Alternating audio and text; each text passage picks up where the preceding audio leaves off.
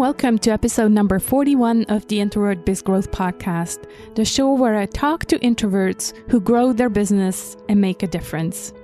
I'm Sarah Zenecroce, as always, your host, and so happy that you're spending this time with me today.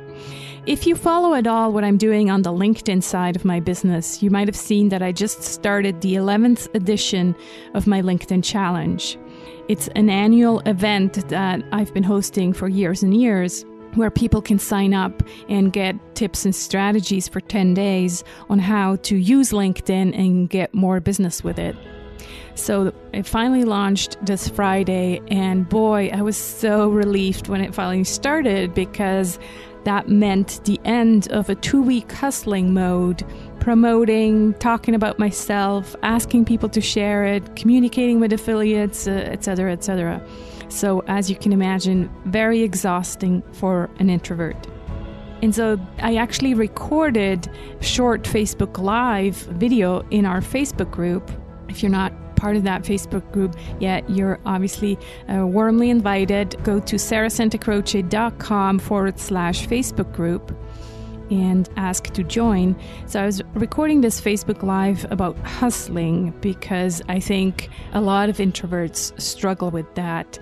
And I wanted to kind of throw out the question out there and ask, how do other introverts deal with that, with hustling? Yes, instinctively, I'd rather obviously not hustle, but hey, sometimes I need to, because I run a business, and so I need to promote this event, right? Like the LinkedIn Challenge, for example. Or another thing that I'm going to be in hustling mode for in not so long is the upcoming 7-day program for you guys called Selling for Introverts. You can find more about that at sarahsantacroce.com/selling. You see what I did here? I just hustled. So anyways, if you have any good suggestions or just want to share how you deal with hustling in your business, please join the Facebook group if you haven't yet, or otherwise just post your suggestions and advice in our Facebook group. The way I deal with it is basically telling myself that I'm promoting something that I know is really helpful to my audience. And so I don't feel sleazy about it. I don't feel salesy, because I know that people who do sign up, they're going to get so much value from what I'm sharing. And so I keep telling myself that. And then the other thing that helps me is nature walks, to kind of just take my mind off the whole thing and do something else. Yes, I admit sometimes I do listen to podcasts, but most of the time they're not business related. They're just life and health related. So that definitely gets me thinking about something else. So anyways, I thought I'd share that with you. But back to today's podcast, another techie introvert who created a business around a product he built. And it seems like a lot of my male introverts I talk to are geeks. So today I'm talking to Josh Haynam. Josh Haynam is the co-founder of Interact Quiz Builder, a tool used by more than 30,000 businesses, including the American Red Cross, Tony Robbins, and Forbes. He's probably seen more quizzes than any other human on Earth right now. So without further ado, here's the interview with Josh.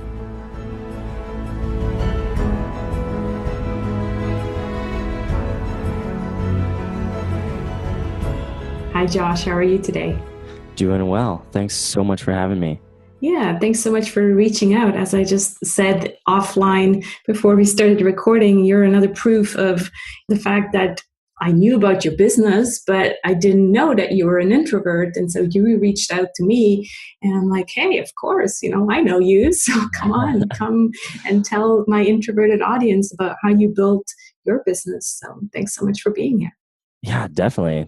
And yeah, like I was saying, I think there's a lot more out there than you would think. And it kind of makes sense that you wouldn't know that, because, not necessarily the biggest self-promoters, but lots of startup founders that I talk to are also prefer some of the alone time and things like that comes along with introversion. And, it doesn't mean that you can't be successful in starting a company. It's just kind of a different approach and a different way of looking at it. So I think it's definitely needs more recognition than it gets. Yeah, totally. So let's start with the beginning and tell my audience, so who are introverted online entrepreneurs, a little bit about, who's Josh, and also obviously the company that you built, and maybe how introversion kind of was built into that, or how it helped you or didn't help you. So back it up a little bit. Definitely, definitely. So, I mean, I'll kind of stick to the professional story, but there's, personal stuff weaved into that. So, when I was in high school, so 15, 16 years old, I kind of came to this point where I had a choice to make whether I wanted to kind of stick with the status quo or do something different. And what I mean by that is, I grew up pretty poor and needed to find a way to make some money to kind of do the things that I wanted to do. And it was also during the height of the recession, and I grew up in the Central Valley, which is where that hit harder than pretty much anywhere. Effective unemployment out there is like 35%. It's crazy. Oh, wow. Um, I decided that I was going to kind of take control of the situation and start my own thing. So I went out and pitched my services for installing lawns, which, if you know anything about that, basically what it means is you take rolls of grass, which weigh about 60 pounds each, and you haul them from a truck into a backyard, and you roll them out, and you line them all up, and you install a lawn, and usually there's a sprinkler system that goes with that. And when I was growing up in the Central Valley, it was about 100 degrees every single day of the summer, and I would go out and pitch these jobs. Myself and a few friends would do this work, and it was absolutely miserable, but I loved it because Okay. it was me creating something out of nothing with people that I enjoyed working with. And that's when I really caught fire for creating my own companies, because despite how terrible the actual work was, the satisfaction of seeing a job done and seeing something created, and then also just being able to go out, convey an idea to somebody else and have them sign on and trust you to do the job, and then do that job to completion and see how it affects them and how happy they are about it. That really, really resonated with me. And, being introverted growing up, and I've certainly changed over the years from being, very shy and quiet to coming out of that shell more and more. And a lot of that's been through the business, negotiating those deals and the confidence that comes with being able to do things like that, where you're going out and actually with somebody, getting their trust and then doing a job for them. And that's really where it started. After that, I had a variety of businesses. I used to buy and sell laptops, which involved a ton of calls, which is where I really. Ooh, scary for an introvert.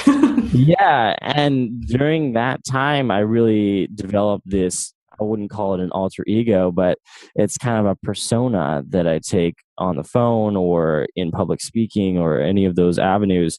And it was funny because I remember distinctly like being at the gym with friends.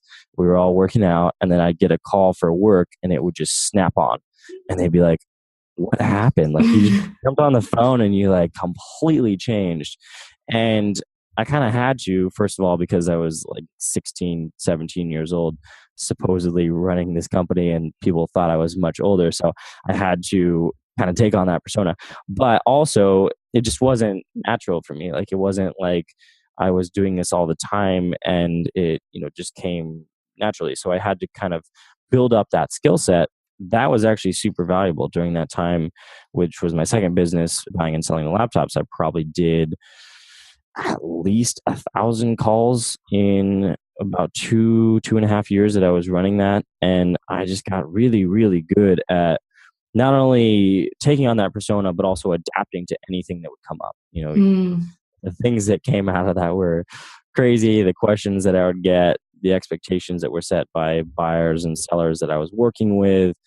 And you just had to adapt really quickly on the fly. So that's Wow, that's yeah. So the call already is scary for an introvert, and then that kind of thinking and acting quickly, that's not necessarily what an introvert would tend to do, right? If he had a choice, he would probably sit down with a piece of paper and then, map things out and then come up with a solution.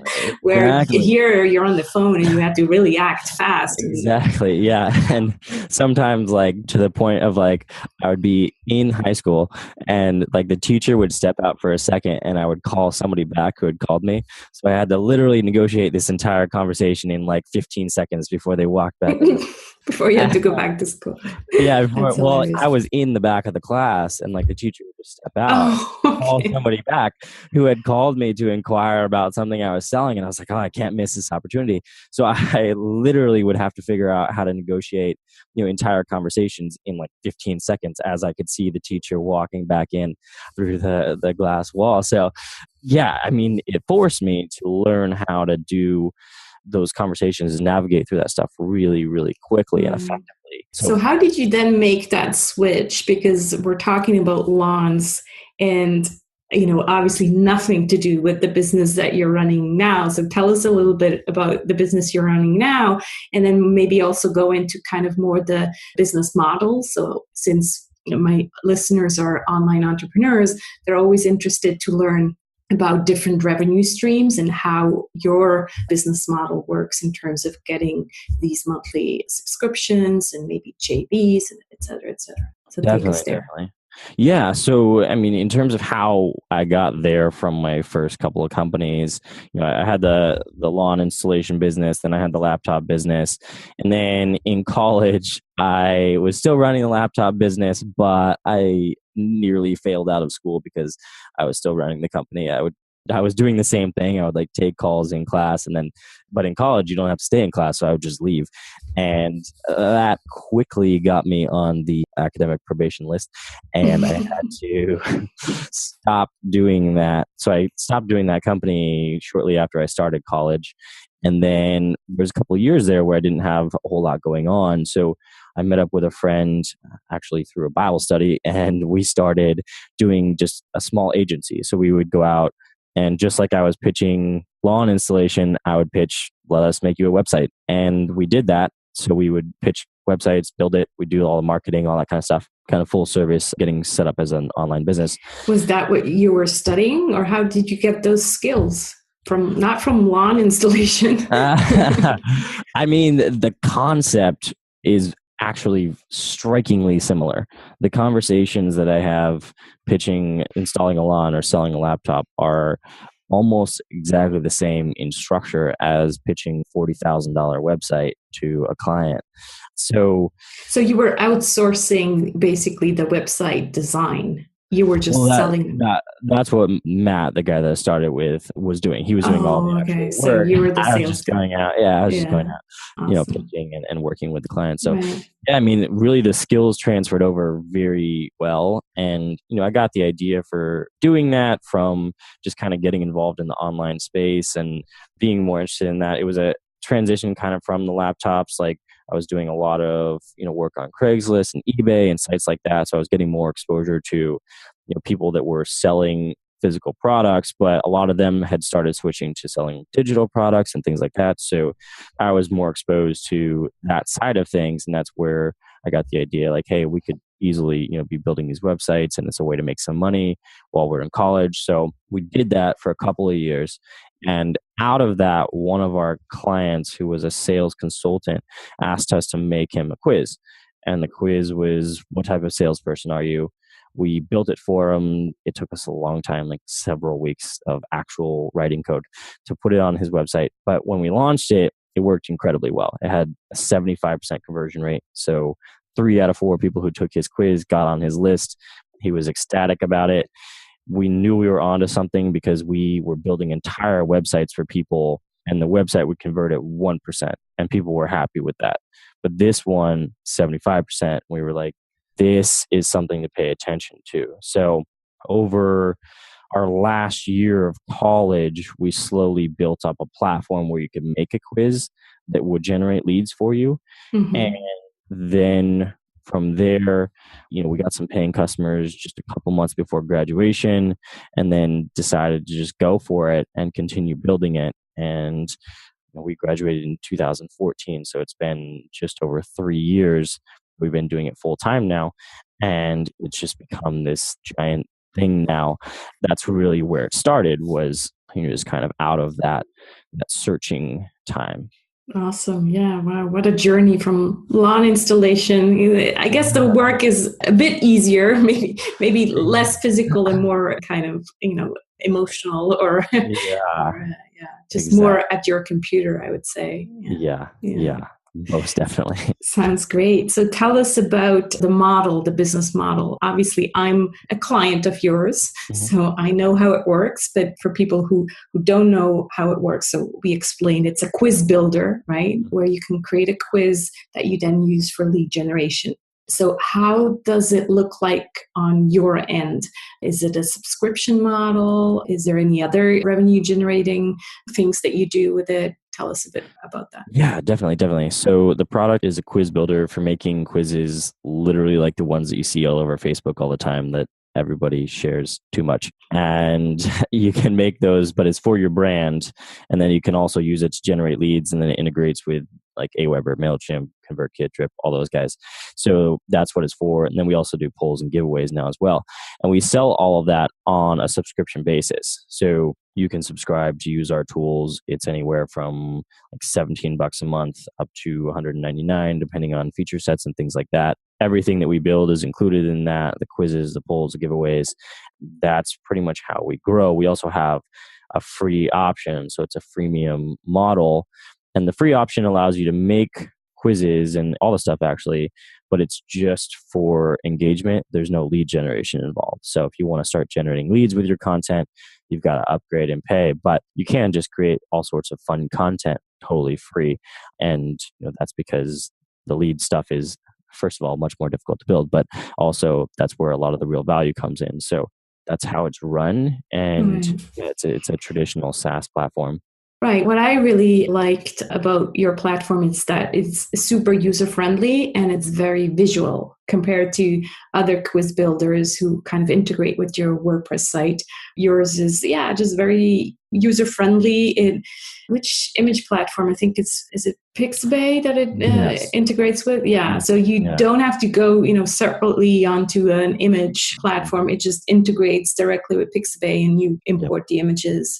And they're all there. So I really think you built a great platform that's super user-friendly and very appealing, like visually very appealing. Congrats on that. That's been a process as well that is definitely involved with a lot of conversations. I mean, the way that we've come up with a lot of the innovations that have made our platform user-friendly is certainly we didn't come up with those ideas. You listened. Yeah. We'd literally screen share or do video calls or in-person meetings with clients for half an hour, an hour, 2 hours, and talk through every single aspect of the site. And we'd get to certain points and they'd be like, oh, well, now I'm going to have to add an image for my Photoshop or whatever. That's going to be a pain. And so like, okay, what can we do to solve that problem? And it was like, okay, well, the navigation just not user-friendly. I can't understand. I don't know where things are. I've never done this before. How am I supposed to know what to do first? So then it was like, okay, well, let's implement this menu that kind of is also a walkthrough. And so all those things came directly from conversations. Users, yeah. And that kind of brings us to the next question, which I think is related because it's about superpowers, introverted superpowers. And it seems like what you really understood is that it's really important to listen to your customers, right? Would you also say that it's listening, or do you see another introverted superpower that you think really has contributed to building your business the way you did? Yeah, I would say there's probably two things, and listening is certainly the biggest one. And I've talked about this a lot recently, but I think the listening side of a conversation is vastly underrated, and it is half the conversation. Listening is not just sitting there, letting somebody spout for hours and then be like, okay, cool, well, that's the end of it. It's like actively paying attention to what's going on and then responding intelligently and having good follow-up questions and caring and empathizing and all these things that are skills. And it really starts with having strong EQ, so emotional intelligence. And that's where that comes from. The ability to listen well comes from understanding yourself, which allows you to understand other people. I think that is definitely the biggest thing. We're in an industry that's brand new. We work with 99.5% of people that have never done what we're doing before. And if we weren't listening to what they're struggling with and what they're trying to accomplish overall, because no one's trying to accomplish like making a quiz for lead generation. They don't even know that's an idea. So we can't just be like, okay, here's how you do that. We need to understand underneath, what are they trying to accomplish overall? And that comes from listening well, because there's always this, we call them symptoms. Like there's a symptom of what you're trying to do, and maybe what you're trying to do is make this quiz, but why are you trying to do that? Well, it's like, well, I want to get more leads. Okay, well, why are you trying to do that? Well, I want to grow my business and I want to connect with these type of people. And it's like, oh, okay, so you want to connect with these type of people. Let's figure out how to do that rather than make you a quiz, because if you just make a quiz, you're not going to be successful. You want to connect with these people. So let's figure out how to use this medium to connect with those people. And that's, just a simple, oversimplified example of listening well, but that's easily the biggest thing. And then I think the other thing that's really powerful that is more of an introverted trait is just the ability to never, ever give up. Like for the first 3.5 years, there was not a lot of buzz around using quizzes for marketing or even using interactive content for marketing as a whole.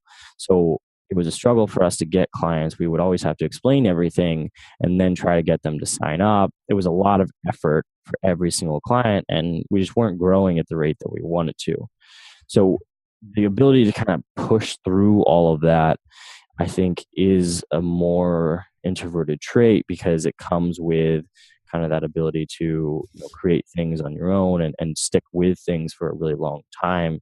That's what I kind of tell people. They're like, well, what led to this success? And I'm like, honestly, sometimes it's just dumb perseverance, like not ever wanting to stop. And I would consider that kind of a trait as well. Yeah, I think it's that focus, not getting distracted by, too much other shiny objects, or, maybe we could go into this other tool as well. And why don't we build another, something else than just quizzes? And you just kind of stuck with it. And I would agree, that's probably something that introverts are usually very good at. But introversion also comes with some challenges. So what would you say is the biggest challenge that you are facing as an introverted entrepreneur? Yeah, I mean, I think part of it is in leadership, and communication becomes more and more and more important the larger your team gets and the larger your company gets.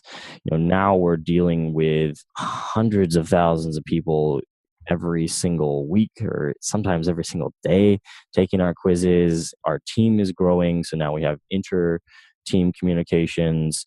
Our partner network is massive, so there's communicating with all of them. So, those are communication skills that don't necessarily come naturally. Maintaining all of that at the same time and making sure that you're always on the same page with everything. If you don't have everything aligned well in terms of your own team and the partner network and then all of your customers, then the communication lags, the vision lags. Not everybody knows what's going on all the time, and that can be a huge problem. So that's really one of the challenges I've faced and that I've had to actively work on, is making sure that everybody is up to date all the time and knows what's going on. And that's obviously not super natural. So that's a big challenge. Yeah, you mentioned empathy, which is usually also kind of an introverted trait.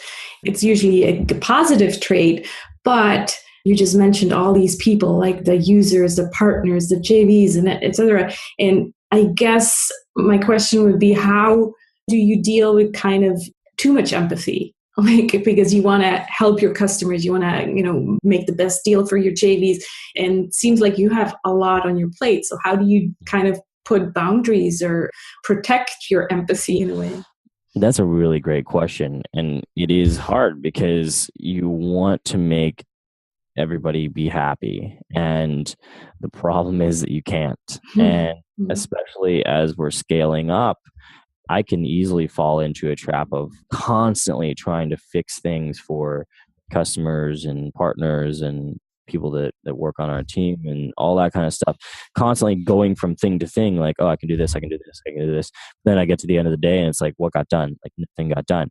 So that is really tough. And I think knowing what to care about and what to let go actually starts with knowing yourself, because if you don't know yourself, then everything seems like a big deal because you don't understand what is actually important and what's not. So the journey that I've been on is, working with an executive coach and understanding, again, going back to like the EQ stuff, like what somebody is going through, what I'm going through, so I can recognize it in other people, and being able to identify, well, is this issue important or is it not?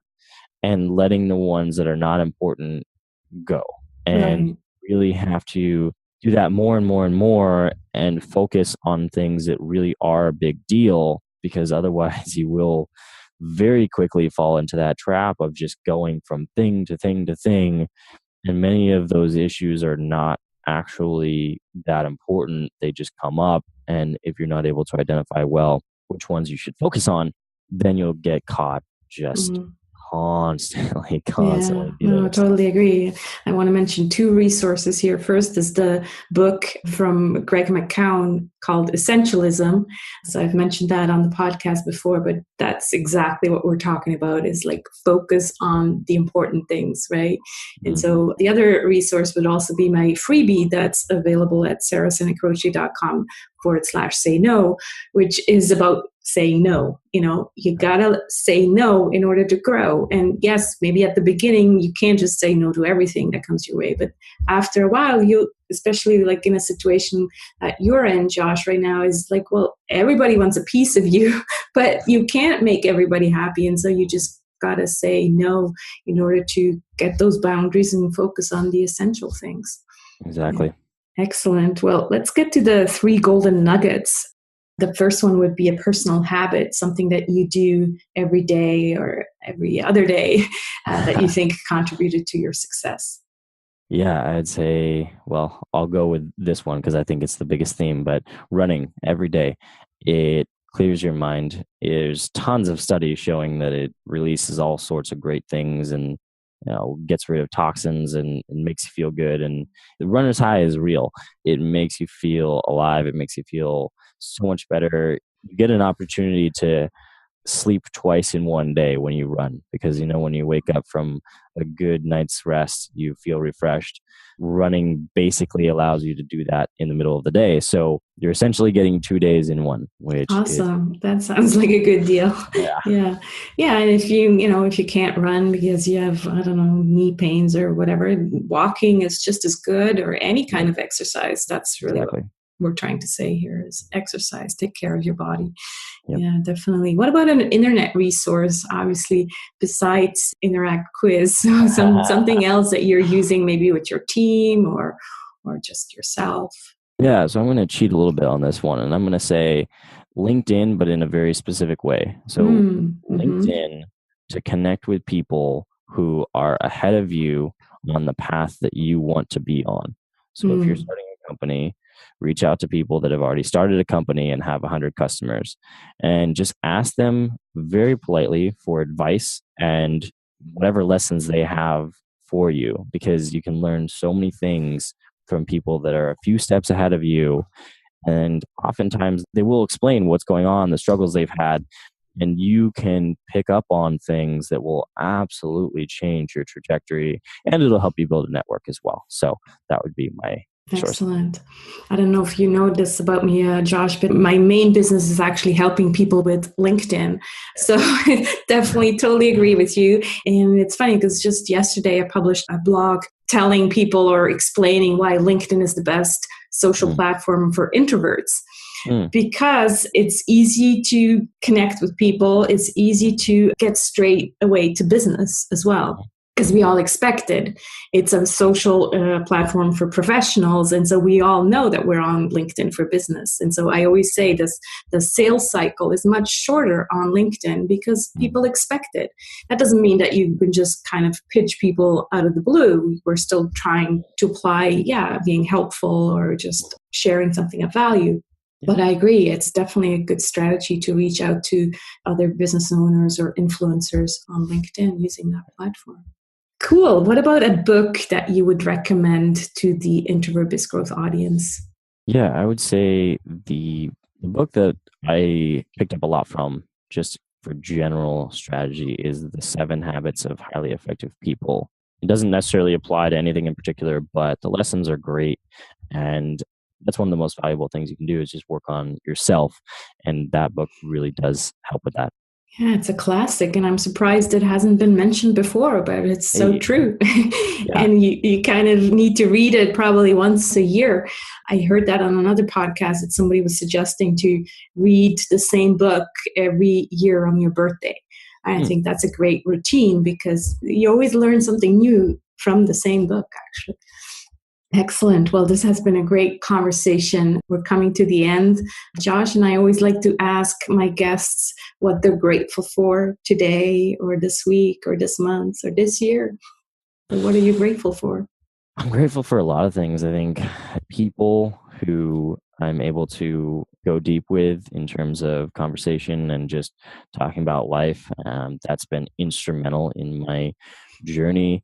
And it's a bit controversial, but I have to say God, because same reason. It's hard to stay grounded and it's hard to stay level-headed when there's 1,000 things coming in, sometimes literally 1,000 things coming in every single day.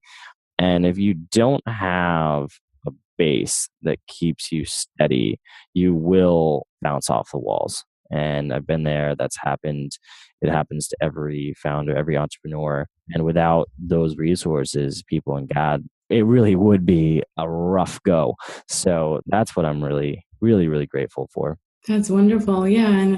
And whether it is God or any other kind of resource that helps you find that kind of home, right? Because that's what you really are getting. For you, it is God. For other people, it might be, something or someone else. Kind of find that home and find your true authentic self and stick to that. I totally agree with you. And then, of course, people that you can go deep with, because that's what we introverts are all about. We can have as many people around us as we want. If we can't go deep, then it just doesn't feel the same. Exactly. So, yeah. Well, thank you so much for taking the time to talk with me, going deep into your story. Really appreciate that. So thanks so much for coming on, Josh. Yeah, really appreciate it. Really appreciate it.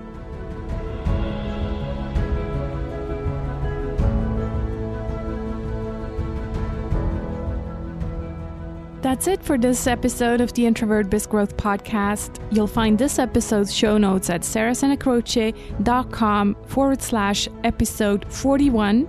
And if you'd like to try Interact quizzes, you can go to tryinteract.com or connect with Josh on Twitter at jhaynam.